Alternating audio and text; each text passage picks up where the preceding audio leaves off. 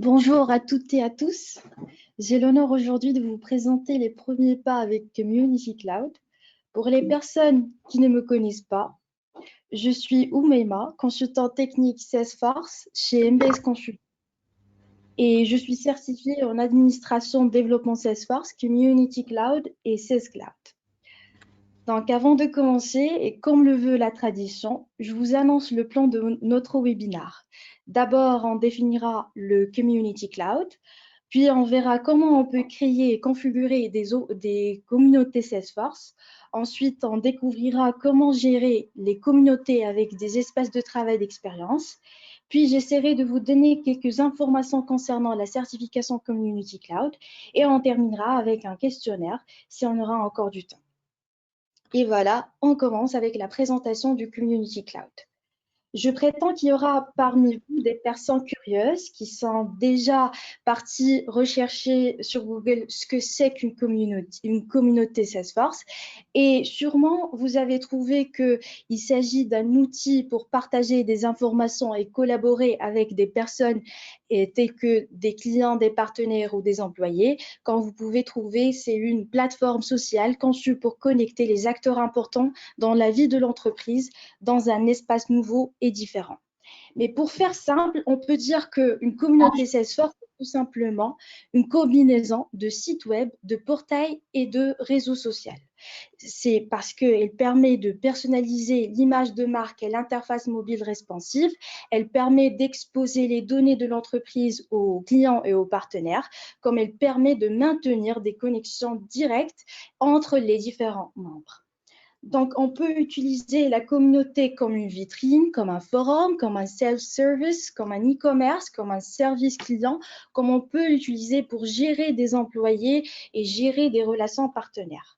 Voici des exemples d'entreprises qui utilisent actuellement le Community Cloud, comme Amazon Web Services, Canon, Dutch Airlines et Toyota.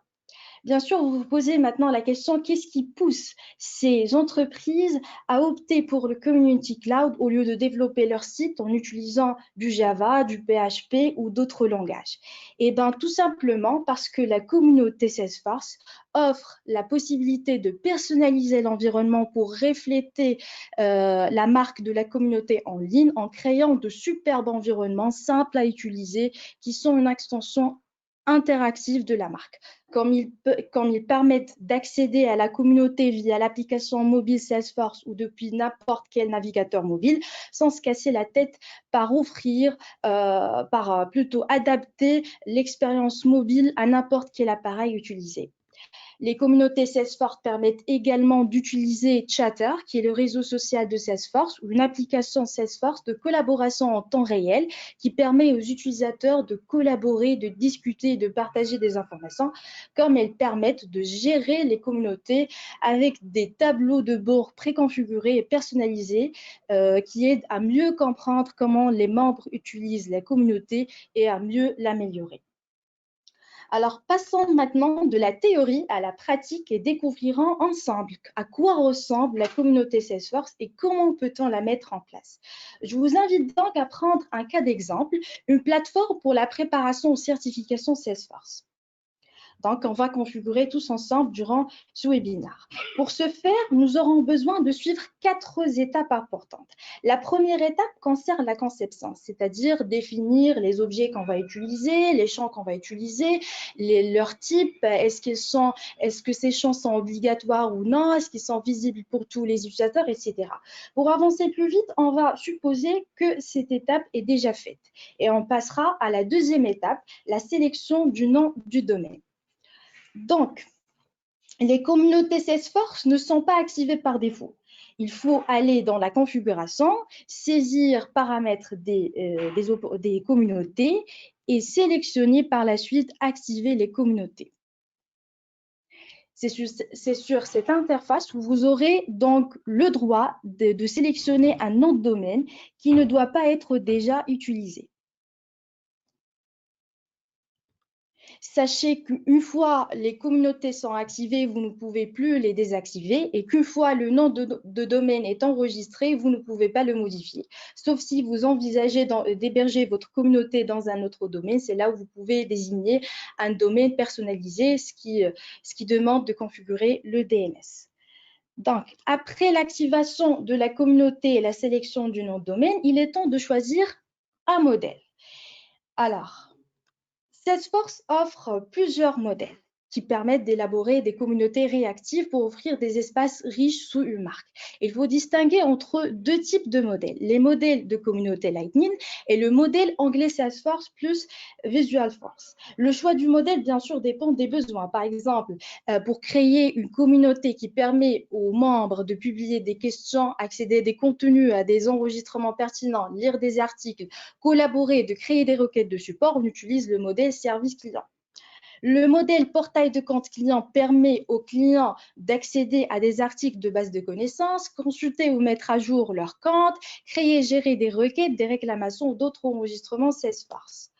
Quant au modèle Partner Central, c'est un modèle flexible conçu pour élaborer et développer une communauté avec des composants Lightning, des workflows configurés, des données de n'importe quelle source afin d'aider les partenaires à vendre plus vite et plus intelligemment. Le modèle centre d'aide permet aux membres de rechercher et lire des articles, contacter l'équipe de support pour résoudre des problèmes qu'ils rencontrent. Ainsi, ce modèle permet de réduire la charge de travail de l'équipe de support client et aide à satisfaire les utilisateurs pour trouver seuls les solutions à leurs problèmes. Il existe le modèle Build Your Own qui permet de créer des communautés personnalisées pour des besoins uniques. Il fournit des pages de base de chaque communauté, telles que la page de connexion, la page d'accueil, la page d'erreur, la page de mot de passe oublié, etc. Comme il permet d'ajouter de nouvelles pages et composants qu'on verra par la suite. Le modèle Aloha est un modèle conçu pour les communautés d'identité externe. Il dispose d'un lanceur d'applications permettant aux utilisateurs de trouver rapidement des applications et d'y accéder à l'aide de l'authentification unique. C'est un modèle qu'on utilise vraiment très rarement. Et le dernier modèle, c'est les onglets Salesforce plus Visualforce qui permet d'élaborer une communauté personnalisée à l'aide d'une structure Salesforce standard et d'onglets qui peuvent être entièrement personnalisés en utilisant Salesforce. C'est un modèle qui nécessite en fait une expérience de développeur et de compétences en configuration très avancées. Pour rappel, un onglet Salesforce, c'est un onglet qui affiche les données d'un objet standard ou personnalisé, une page web, une page Visualforce ou d'un composant Lightning. Visualforce est un framework qui permet aux développeurs de créer des interfaces utilisateurs personnalisées et sophistiquées. Il est basé sur des paliers similaires à HTML et un ensemble de contrôleurs standards côté serveur qui rendent les opérations de base de données telles que les requêtes et les enregistrements très simples à effectuer. Un composant Lightning, c'est un framework d'interface utilisateur qui permet de développer des applications web pour appareils mobiles et ordinateurs de bureau. Il permet de créer des applications monopages à interface utilisateur réactive et dynamique pour les applications Lightning Platform. Il repose sur JavaScript côté client et Apex côté serveur. Apex, c'est le langage de programmation utilisé sur la plateforme Force.com. Vous verrez tout ceci en détail avec mon collègue Shakib le mercredi prochain si vous assistez au webinaire qu'il va animer. Alors, voyons maintenant comment on peut créer une communauté et choisir un modèle. Toujours dans la configuration, vous sélectionnez toutes les communautés et vous cliquez sur le bouton Nouvelle communauté. Là, bien sûr, on vous affiche tous les modèles que la communauté vous propose. Vous sélectionnez un modèle, vous l'activez et vous tapez le nom de votre communauté.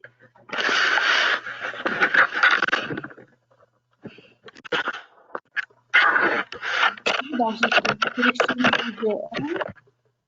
le modèle 1 pour quand on le personnalise comme on le souhaite. Maintenant, il nous reste la dernière étape, c'est de la création et la gestion des utilisateurs ou bien des membres de notre communauté. Donc, avant de pouvoir créer un utilisateur, il faut créer un profil. Et pour créer un profil, il faut choisir une licence afin de déterminer les fonctionnalités de base auxquelles l'utilisateur a accès. Donc, il existe 3 licences principales Community pour les utilisateurs externes. Alors, il y a Customer Community Plus et Partner Community. Il faut savoir que ces licences sont associées aux utilisateurs et pas à une communauté spécifique. Ce qui fait la différence entre ces 3 licences, c'est l'accès aux objets standards de Salesforce. Par exemple, le Customer Community, qui est une licence destinée au B2C, il peut lire les produits, les documents, les événements et les tâches. Il peut lire et modifier les comptes et il peut lire et créer et modifier les contacts et requêtes. Contrairement au Customer Community Plus, qui peut lire les produits, documents, tableaux de bord, qui peut lire, créer, modifier comptes, contacts, requêtes et rapports, et qui peut lire, créer, modifier, supprimer les événements et les tâches. Quant au Partner Community, il a droit à lire les produits et les documents, lire, créer, modifier les comptes, contacts, requêtes et rapports, tableaux de bord, les opportunités, les leads et les campagnes. Et il a droit à lire, créer, modifier et supprimer les événements et les tâches. Alors, pour faire le choix, il faut se poser les questions suivantes. Est-ce que les utilisateurs doivent accéder aux leads, opportunités et campagnes? Si oui, alors on opte pour la licence Partner Community. Sinon, si les utilisateurs doivent accéder aux rapports et aux tableaux de bord, alors on opte pour la licence Customer Community Plus. Sinon, on opte pour Customer Community. Donc, pour la création d'un profil, pour définir comment un utilisateur accède aux objets et aux données et les opérations qu'il peut exécuter dans l'application, il suffit d'aller dans la configuration, taper profil, cliquer sur le bouton nouveau profil, sélectionner la licence. Ici, j'ai choisi la licence Customer Community Plus pour donner aux membres l'accès au tableau de bord et aux rapports. Et vous saisissez et vous modifiez, bien sûr, vous saisissez le nom et vous modifiez par la suite l'accès aux différents objets de l'organisation Salesforce. Alors, il faut noter que la création d'un utilisateur de communauté, c'est-à-dire un utilisateur externe qui n'a pas accès directement à l'organisation Salesforce, diffère de la création d'un utilisateur interne. Il faut l'ajouter comme un contact et puis l'associer à un compte et l'activer par la suite en tant qu'un utilisateur client pour l'autoriser à accéder à la communauté. Comme vous voyez, un compte peut avoir un contact, mais un contact ne peut être associé qu'à un seul utilisateur. Pour notre cas, on prendra MBS Consulting comme compte et Khadija B comme contact, qu'on va l'activer comme utilisateur externe comme suit. Donc, on crée le contact Khadija en l'associant au compte MBS Consulting et en saisissant toutes les informations essentielles telles que la civilité, le prénom, le nom, le téléphone, la fonction, la date de naissance, bref, toutes les informations qui nous semblent pertinentes. Je vais avancer un petit peu. Oups. Et puis, donc, on l'active comme utilisateur client. Là, la page de création d'un utilisateur s'ouvre et on doit donc sélectionner la licence qu'on souhaite utiliser, le profil qu'on vient de créer. On modifie les informations d'utilisateur telles que le nom d'utilisateur, le surnom qui va être affiché au niveau de la communauté, etc.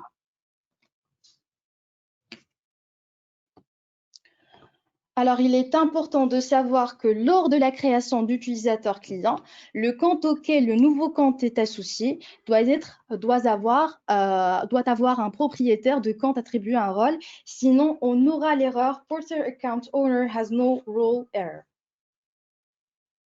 Alors, au cas où vous souhaitez créer des utilisateurs en masse, vous pouvez les importer sous format de fichier CSV en renseignant les champs obligatoires tels que le nom, le username, l'identifiant Salesforce Contact et l'identifiant Salesforce Profil et en utilisant le Data Loader qui est une application client destinée à l'importation ou à l'exportation en masse de données qui permet d'insérer, de mettre à jour, de supprimer ou d'exporter des enregistrements Salesforce.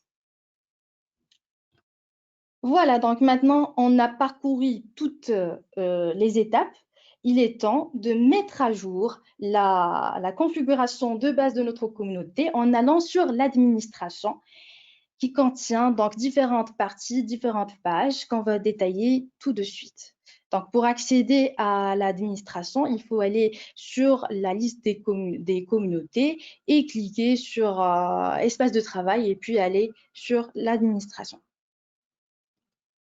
Donc, la première page de l'administration, c'est les paramètres. C'est là où vous pouvez modifier le nom, la description et l'URL de la communauté. Vous pouvez gérer le statut de communauté, c'est-à-dire actif ou inactif, quand vous pouvez modifier le modèle de la communauté, mais à prendre en considération que vous risquez de perdre les informations. La page préférence, alors c'est là où vous pouvez mettre à jour les paramètres importants tels que l'affichage des surnoms des membres, l'activation des messages directs entre les membres, l'activation des niveaux de réputation qu'on va découvrir dans pas longtemps, les limitations en fichiers. Par exemple, vous pouvez définir la taille maximale et les extensions des fichiers tolérés que les membres peuvent charger. La page membres, c'est là où vous pouvez ajouter ou supprimer les membres en fonction de profil ou d'ensemble d'autorisations. Alors, un ensemble d'autorisations, c'est un jeu de paramètres et d'autorisations donnant aux utilisateurs l'accès à divers outils et fonctions. Ils élargissent l'accès des utilisateurs aux fonctions sans modifier leur profil. Encore une fois, cette partie fera objet du prochain webinaire, donc ne vous inquiétez pas. À noter que le profil, si vous retirez le profil d'administrateur des membres qui est normalement par défaut ajouté aux membres, vous ne pouvez plus accéder aux paramètres d'administrateur. Pour le restaurer, il faut utiliser la metadata API. Alors, toujours dans l'administration, la page connexion-inscription permet de sélectionner le logo et l'arrière-plan des pages de connexion et de pages de mots de passe oubliés. Donc, vous pouvez soit télécharger ou bien charger un fichier ou préciser une URL. Vous pouvez également modifier le texte qui s'affiche en bas de page de la page de connexion et page de mots de passe oubliés. Vous pouvez modifier le type de page de connexion, l'URL de page de déconnexion, c'est-à-dire la page auquel le membre sera redirigé une fois il se déconnecte, comme vous pouvez choisir les pages de mots de passe oubliés ou réinitialisation de mots de passe. Alors, la page mail, vous permet de modifier les informations de l'expéditeur des emails.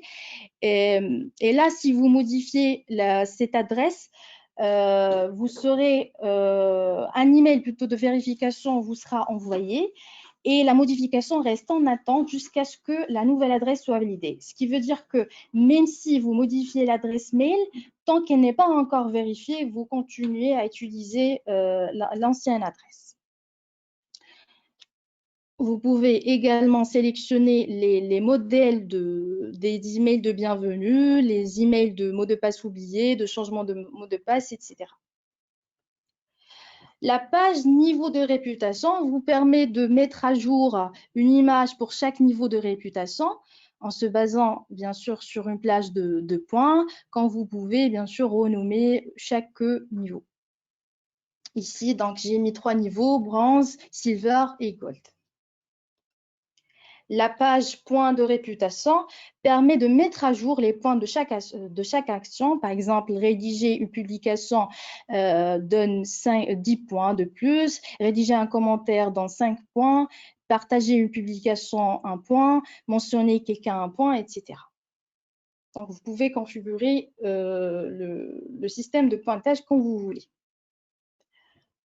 Alors, fini la mise à jour de la configuration de base de la communauté, on passera maintenant à la personnalisation avec l'espace de travail générateur d'expérience qui nous permettra de créer et de définir rapidement le style de notre communauté personnalisée.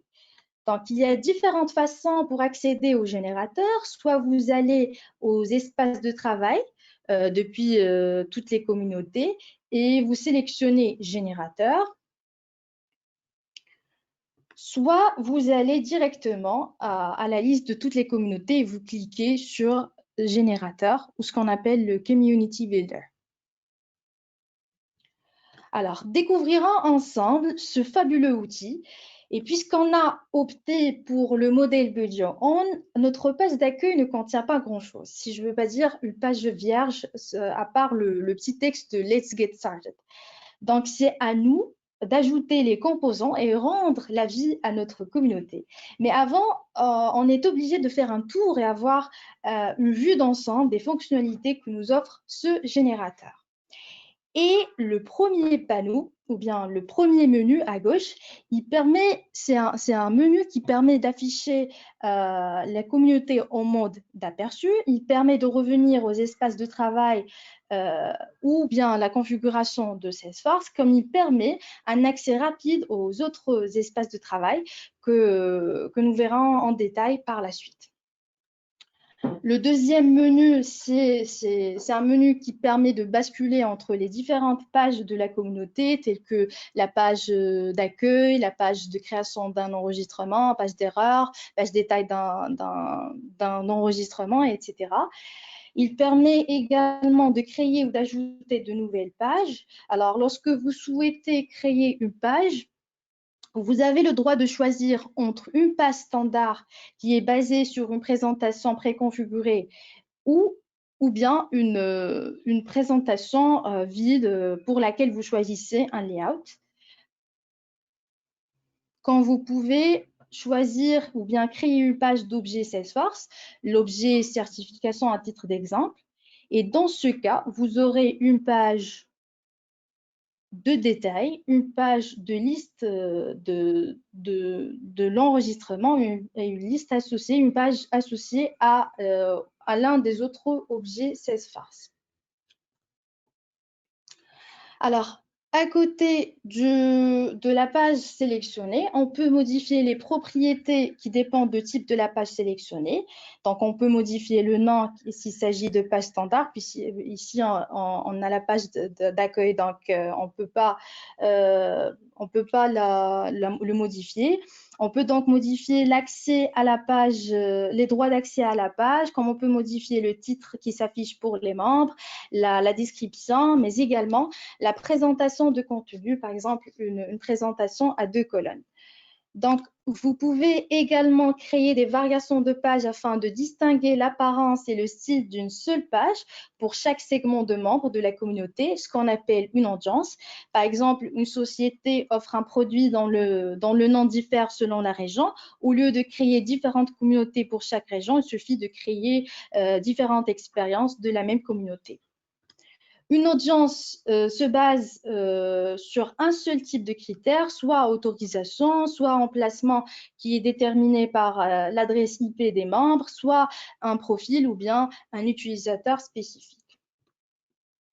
Vous avez également le droit d'actualiser la page, de modifier le mode d'affichage, de publier vos modifications et d'apercevoir les pages autant qu'un utilisateur authentifié. Alors, on arrive maintenant aux fonctionnalités les plus importantes du générateur, les composants Lightning. Le panneau composant Lightning inclut différents composants tels que tableau de bord, les rapports, des onglets, des recommandations, des pages Visual Force que vous avez déjà développées, un titre principal, une zone de texte enrichie, le détail d'un enregistrement que vous pouvez spécifier, chatter, quand vous pouvez ajouter des composants que vous avez développés à l'avance ou aller les chercher dans l'App Exchange, c'est-à-dire l'App Store de Salesforce. Vous pouvez donc l'installer et l'utiliser facilement. Par exemple, vous pouvez chercher un slider ou bien installer un slider pour afficher des images ou bien des vidéos. Le panneau thème, quant à lui, donc, permet d'adapter le thème et le style de la communauté. Donc, Salesforce propose différents thèmes que vous pouvez modifier ou activer à tout moment. Donc, ici, j'ai choisi au pif l'un des thèmes que j'ai activé pour notre communauté.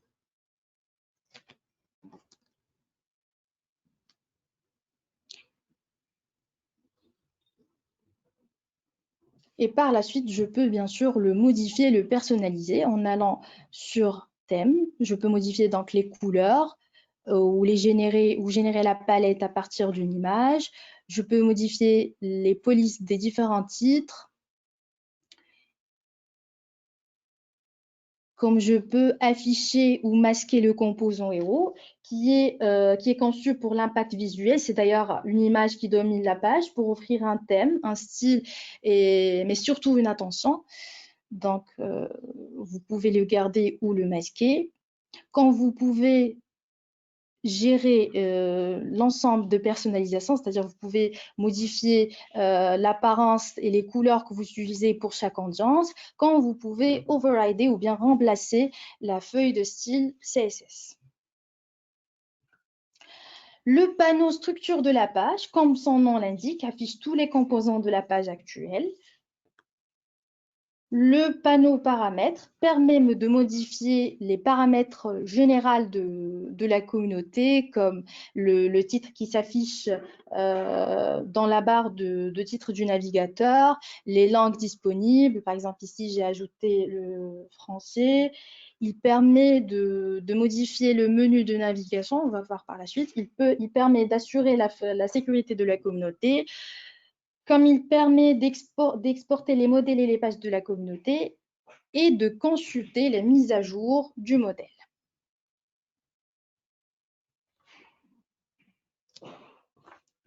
Donc, après la configuration, vient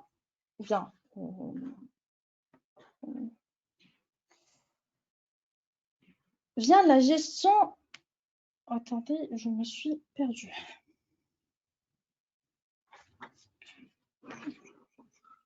Alors, faisons maintenant un petit exercice. Alors, personnaliser la page d'accueil de façon à ce qu'elle contient, en plus de l'entête et du composant héros, un texte de bienvenue, un leaderboard pour le classement de réputation et un calendrier. Donc, commençons par la modification de l'entête de la page. Plus précisément, on va commencer par la modification du logo.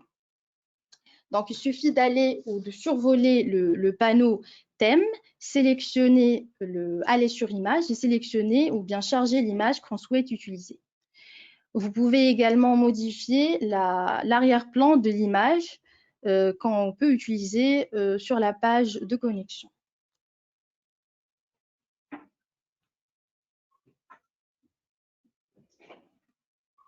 Alors, juste après, on double-clique sur le composant d'entête pour modifier l'arrière-plan de l'entête. Soit on opte pour une couleur ou bien on charge une image. On peut modifier les couleurs des liens, les menus déroulants, la présentation de l'entête de la page. On peut donc afficher ou masquer la barre de recherche, on peut afficher ou masquer les notifications, le menu du profil d'utilisateur, comme on peut modifier la position du logo, donc on peut le centrer comme on peut le mettre à gauche, etc. On a droit également à modifier les différents éléments du menu du profil d'utilisateur, Donc, inclure les paramètres utilisateurs, inclure les messages, on peut les renommer. Ici, j'ai oublié de les renommer. Vous pouvez donc modifier le style du menu de profil, soit vous affichez l'icône ou le nom, ou bien les deux à la fois, quand vous pouvez modifier le style de bouton de connexion. Alors, on passe ensuite aux composants héros. De la même façon, donc on double-clique sur le composant, une pop-up s'affiche qui nous permet donc de personnaliser ce composant, soit on affiche un bouton ou bien une barre de recherche, on modifie l'arrière-plan, encore une fois, soit on sélectionne une couleur ou bien une image, on peut ajuster la présentation de cette image ainsi que sa position. On peut donc personnaliser la présentation du contenu. On peut afficher ou masquer le texte de légende. On peut modifier le texte de titre. On peut modifier sa couleur et la couleur de l'ombre. Ici, j'ai mis un petit texte comme quoi préparer vos certifications en prenant du plaisir. Comme on peut ajouter un autre sous-titre, pour les boutons, on peut les afficher ou bien les masquer, on peut les renommer et on peut ajouter une URL pour rediriger les membres vers une autre page ou vers un autre lien.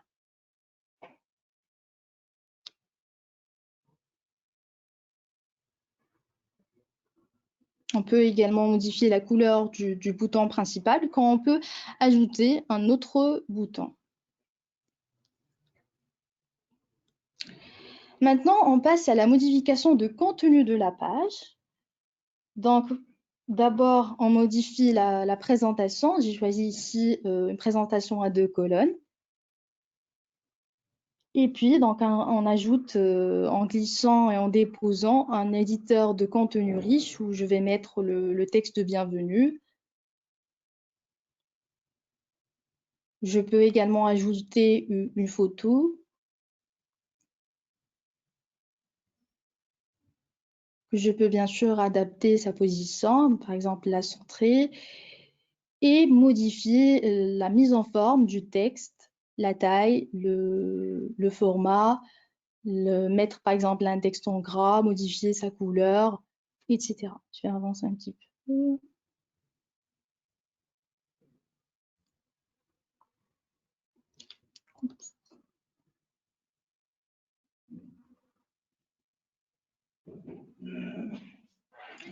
Après, donc, on peut facilement supprimer un composant pour y mettre un autre.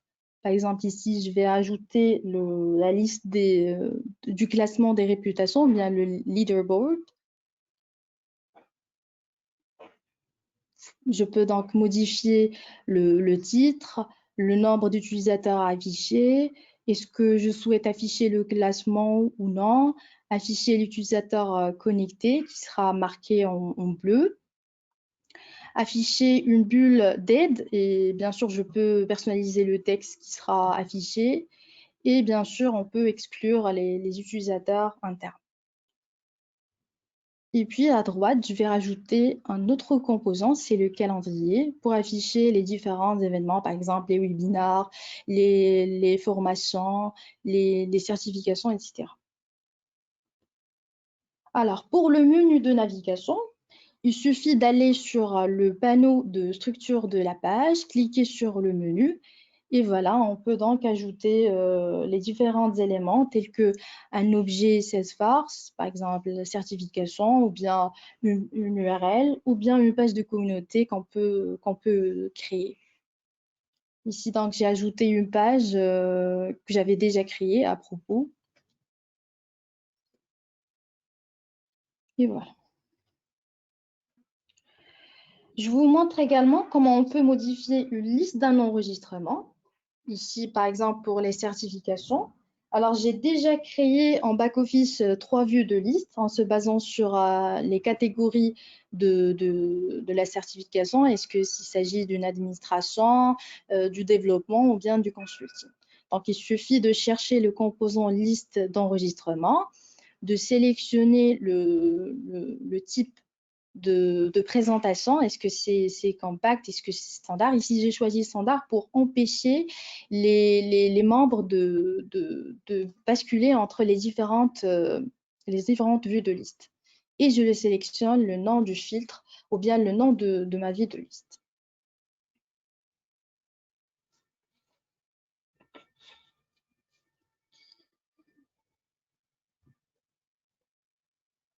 Alors, après la configuration de la communauté, vient la gestion de la communauté avec les autres espaces de travail d'expérience que Salesforce met à notre disposition, alors tels que la modération qui permet aux membres de la communauté de surveiller le contenu et de vérifier sa pertinence et sa cohérence.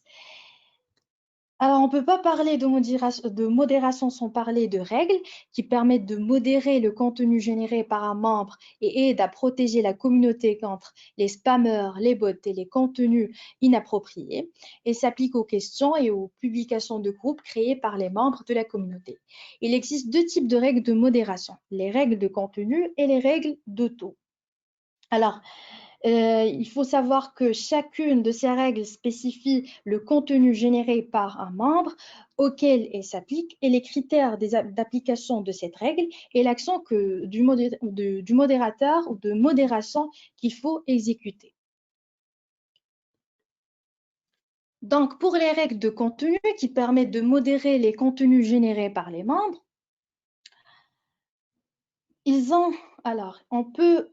on peut les créer facilement en allant sur règles, puis sélectionner règles de contenu, sélectionner ou bien taper un nom, activer la règle, et puis choisir quelles sont les conditions pour lesquelles cette règle doit s'appliquer. Est-ce que c'est pour les publications ou bien pour les commentaires. Et après, on peut choisir l'action de modération qu'on doit exécuter.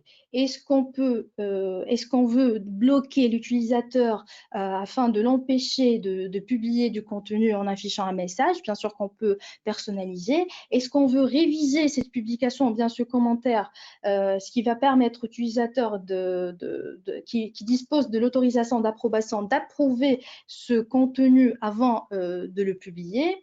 Est-ce qu'on veut remplacer le contenu en publiant, bien sûr, en remplaçant par des astérix, c'est-à-dire la publication ou bien le commentaire, il sera visible, mais les mots-clés inappropriés, ils seront remplacés par des astérix. Ou bien on souhaite marquer le contenu automatiquement comme inapproprié. Par la suite, donc, il faut préciser les critères de la règle. Est-ce qu'il s'agit de critères de contenu ou de modération? Donc ici, les critères de contenu définissent les mots-clés ou des groupes de membres. Donc, il suffit d'ajouter les mots-clés en les séparant par une virgule ou bien un saut de ligne. Par exemple, les gros mots, si vous souhaitez que votre communauté ne contient pas certains mots ou bien des gros mots. De même pour les critères de membres qui permettent de cibler des groupes de membres spécifiques en fonction de leur profil utilisateur, de type d'utilisateur ou de la date de création d'utilisateur ou bien la dernière contribution, ou bien les membres en fait sans contribution. Il faut savoir ou bien il faut prendre en considération que si vous activez une règle de contenu sans spécifier de critères de membres, la règle s'applique à tous les membres. Et si vous activez une règle de contenu sans spécifier de critères de contenu, la règle va empêcher les membres de créer les publications et les commentaires. Elle va envoyer toutes les publications pour révision. Elle va marquer toutes les publications et tous les commentaires comme inappropriés, ce qui est tout à fait logique. Alors, cependant, les règles de taux, elles surveillent et limitent la fréquence de création de contenu généré par un membre, ce qui protège donc la communauté contre les robots qui attaquent la communauté en publiant le même message plusieurs fois à la suite. Donc, pour créer une règle de taux, il faut saisir un nom, activer la règle, puis sélectionner les conditions pour laquelle la règle va s'appliquer. Est-ce que ce sont des publications, des commentaires, des messages privés ou bien des fichiers? Sélectionner les critères de membres, pour quel membre va-t-on appliquer cette règle, ainsi qu'on doit définir ou bien spécifier la durée pour laquelle on va appliquer cette règle, la quantité de contenu pour lesquels, durant la période définie pour laquelle on va notifier les modérateurs par mail, ainsi que la quantité de contenu pour suspendre les membres. Donc, voici un exemple de règle de taux qui s'applique pour les publications durant la période de 15 minutes. Si le membre crée une quantité de contenu 5, le modérateur sera notifié par mail. Et s'il crée une quantité de contenu 10, il sera suspendu. Donc, prenons un exemple. Si le membre crée 4 publications et un message privé, le modérateur ne sera pas notifié et le membre ne sera pas suspendu. Si le membre crée en 15 minutes 5 publications, le modérateur sera notifié, mais le membre ne sera pas suspendu. Si un membre crée 5 commentaires en 15 minutes, le modérateur ne sera pas modifié et le membre ne sera pas suspendu puisque la règle ne s'applique pas sur les commentaires, mais sur les publications. Si le membre crée 6 publications et 8 messages privés, le modérateur sera notifié, mais le membre ne sera pas suspendu. Par contre, s'il crée 10 publications, il sera suspendu et le modérateur sera notifié, ce qui n'est pas le cas pour 10 commentaires. Je pense que c'est clair. Alors, il faut savoir que si vous activez une règle de taux sans spécifier de critères de membres, la règle s'applique à tous les utilisateurs externes et les règles de taux ne s'appliquent pas aux utilisateurs internes. Le deuxième espace de travail est le ciblage de contenu qui donne la possibilité de structurer le contenu et mettre en évidence les discussions importantes de la communauté en créant des rubriques de contenu, de navigation et d'actualité. Les rubriques de contenu permettent d'organiser les contenus d'origine autour des thèmes communs. Les rubriques de navigation aident à structurer le contenu de la communauté et des utilisateurs à accéder aux informations dont ils ont besoin. Donc, on peut ajouter ces rubriques au menu de navigation et les rubriques d'actualité sont accessibles à partir du corps de la page d'accueil de la communauté. On verra un exemple par la suite. Le troisième et dernier espace de travail est le tableau de bord qui permet de surveiller la santé de la communauté en consultant les métriques, notamment les tendances de l'activité. Par exemple, on peut suivre les nouveaux membres, l'inscription des nouveaux membres, les rubriques les plus visitées, les questions les plus posées, etc. Et voilà, on arrive à l'avant-dernière partie de la formation, la certification Community Cloud. Mais avant de vous parler de la certification, je vous invite à se connecter en tant qu'utilisateur Redija et voir à quoi ressemble une première version de notre communauté après publication.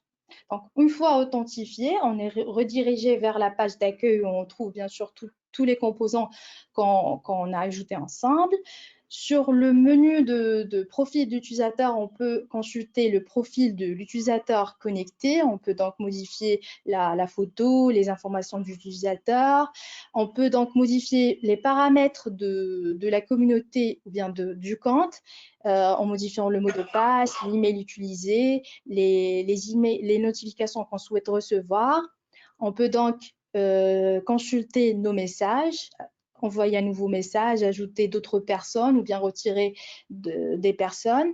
On peut modifier et consulter le compte auquel on est associé. Et bien sûr, on peut envoyer ou bien soumettre une requête en contactant le support, que ce soit une réclamation ou bien une demande d'information. Là, sur le menu de navigation, j'ai ajouté des rubriques. C'est là, il s'agit des rubriques d'actualité dont on vient de parler. Donc, par exemple, comment reporter sa certification, comment la maintenir, comment réussir sa certification. C'est là où vous pouvez poser des questions, consulter les autres questions, mettre un commentaire, partager, mettre un j'aime. Vous pouvez consulter la liste des différents groupes chatter pour, par exemple, pour chaque certification, afin de collaborer avec les autres membres. Donc, vous pouvez bien sûr personnaliser la fréquence de réception des notifications par mail. Vous pouvez voir les autres membres, vous pouvez consulter les différentes publications, quand vous pouvez partager des fichiers, des images, des informations, vous pouvez poser des questions ou bien mettre un sondage. Et là, bien sûr, vous pouvez consulter les différentes certifications. Ici, par exemple, on peut voir que la certif Community Cloud, elle dure 90 minutes avec un score de 62% et qui requiert la certification d'administrateur. Donc, vous ne pouvez pas passer la certif Community Cloud sans avoir réussi auparavant la certif d'administration. Donc, on a la certification est composée de 60 questions avec un prix de 2000 dirhams pour un premier examen et pour le rattrapage, c'est 1000 dirhams. Pour les sections de la Certif Community Cloud, on a six sections. L'implémentation avec 22%, Sharing and Security 20%, Community Setup 18%, Community Builder 12%, Community Management 11% et le Content, c'est-à-dire tout ce qui a rapport avec le contenu, etc., les fichiers, les knowledge, etc., 9%. Généralement, la plupart des questions de la Community Cloud, de la Certif Community Cloud, sont autour du choix du modèle, des licences selon les besoins. Il y a également des questions autour du Community Builder ou bien du générateur, c'est-à-dire comment vous pouvez ajouter les composants, comment vous pouvez mettre à jour les thèmes, comment vous pouvez assurer la sécurité, etc. Voilà, donc c'était un petit exemple de communauté. Bien sûr, j'ai triché un petit peu, j'ai modifié pas mal de choses dans les coulisses, mais voilà, donc quand vous voyez, on peut développer une communauté avec zéro ligne de code, sans vraiment se casser la tête avec du Java ou bien du PHP. Voilà, j'ai mis à votre disposition des liens utiles. Par exemple, vous pouvez voir le lien de personnaliser votre communauté comme parcours, quand vous pouvez vous amuser à, à mettre en place des projets comme une communauté customer ou bien une communauté pour des partenaires. Voilà, donc on touche presque à la fin de notre formation. Je vous invite à répondre à un questionnaire en vous connectant au Kahoot. Voici donc le code PIN du jeu.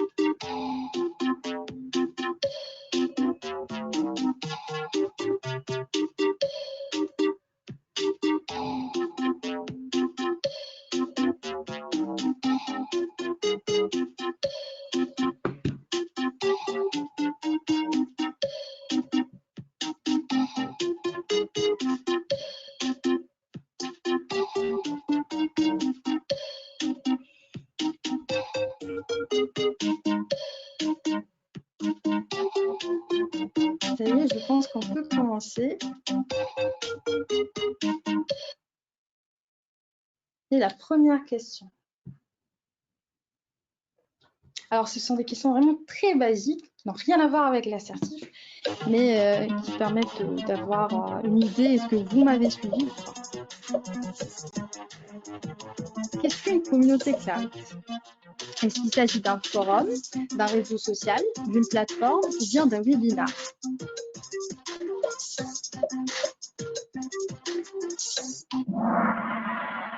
Good.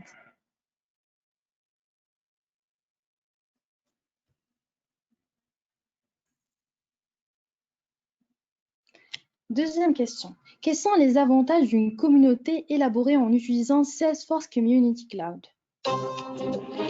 Les informations cloisonnées, données intégrées, processus isolé, café croissant tous les matins.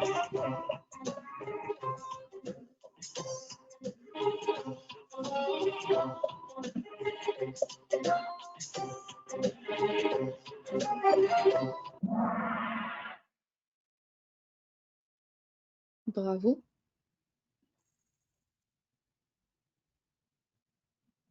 Troisième question. Les utilisateurs ayant la licence Customer Community Class ont accès aux opportunités. Vrai ou faux?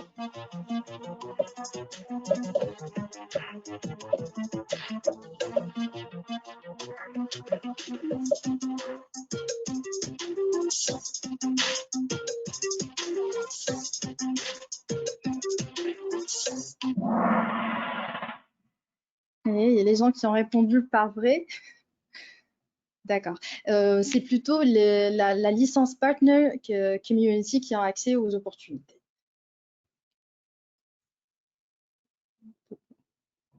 Quatrième question. Le nom de domaine de la communauté ne peut pas être modifié. Vrai ou faux?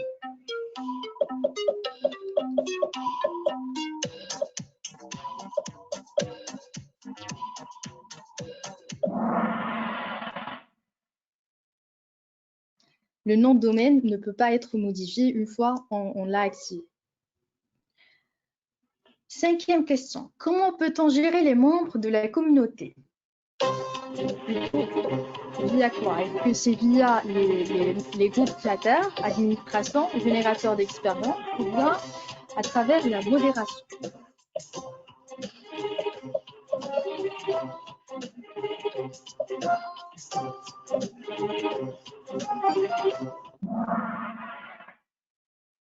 Bravo.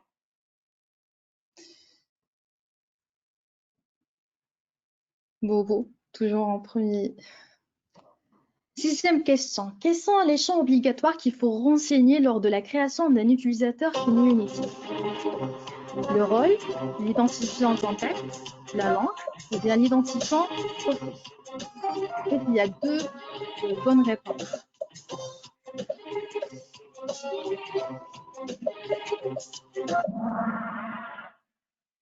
Bravo. Donc, le rôle, ça concerne plutôt le propriétaire du compte auquel on veut associer ou veut créer un utilisateur. Septième question. Quels sont les types de pages qu'on peut créer via le générateur? Objet Salesforce, page de communauté, page standard ou bien une URL?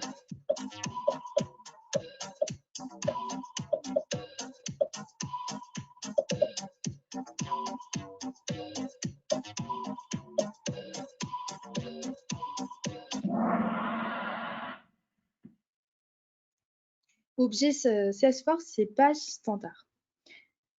La page de communauté, c'est plutôt, on peut l'ajouter au navigateur, au menu de navigation de la communauté, de même pour l'URL. Huitième question. Que comprend les pages de type objet Salesforce? Détail et liste associée de l'objet, détail et liste de l'objet, détail, liste et liste associée de l'objet, liste et liste associée de l'objet.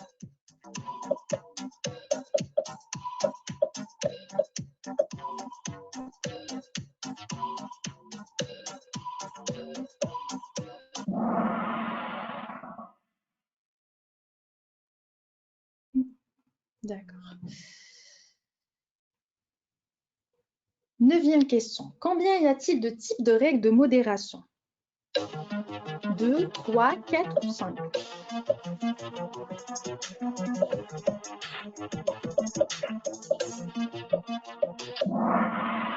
Bien sûr, il n'y en a que 2. Les règles de contenu et les règles de taux. La dernière question, on ne peut pas modifier le thème après la publication d'une communauté. Oui.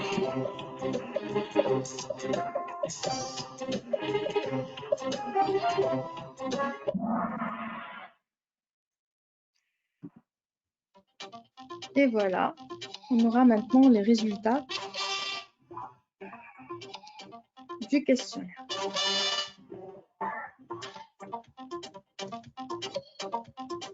Bobo. Bravo pour les 3 premiers.